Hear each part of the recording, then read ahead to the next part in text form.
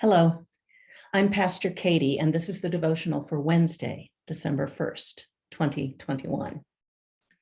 As hard as it is to believe, we're already in the liturgical season of Advent. Advent, which means coming, is that time of year when we await the coming of the Christ child into the world. It's one of those odd times of year that is both and.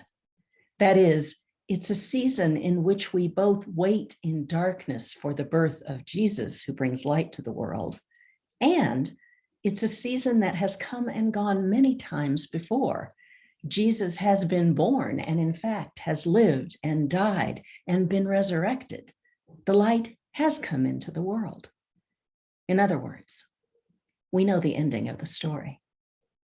So why observe Advent year after year if we know how it ends?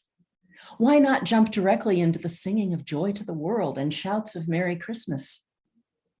I think because even after more than 2 millennia, we still don't really get Christmas, or we don't live consistently and intentionally as people who get it. We do know the end of the story, right? The Christ child is born, and even as a baby, turns the world on its head. Lowly shepherds are the first to hear the news, not the world's elite. After some time, people from the East seek out this child who is meant to make a mark on the world.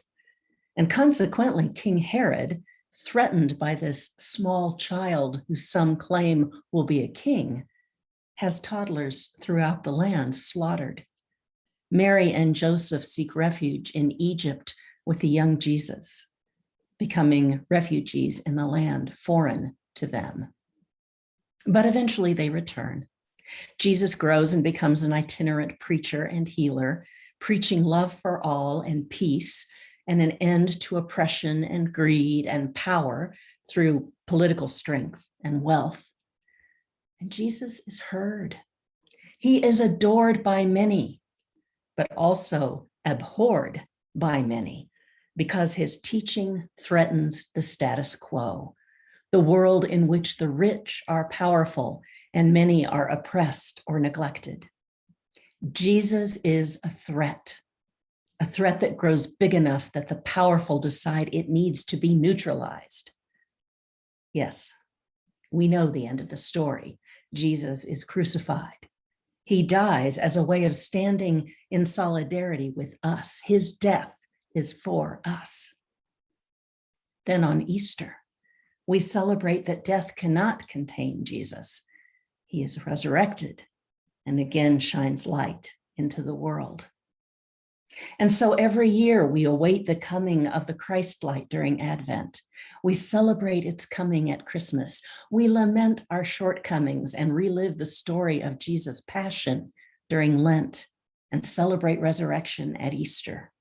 Over and over again, we relive the story, even though we know the ending. For knowing the ending and living the ending are two different things.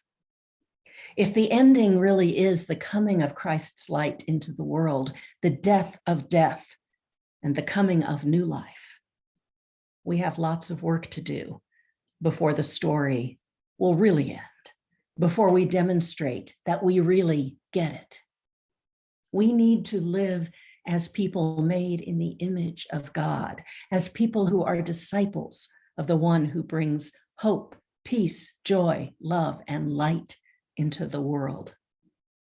Until then, we remind ourselves during Advent and at Christmas, during Lent and at Easter, that we live the story we hope to see end in the light and resurrection for all God's people.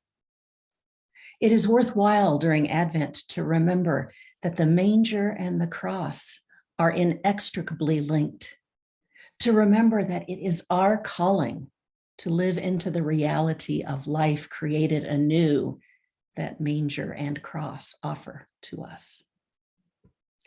Please hear this poem called The Cross in the Manger, written by Anne Weems. If there is no cross in the manger, there is no Christmas. If the babe doesn't become an adult, there is no Bethlehem star.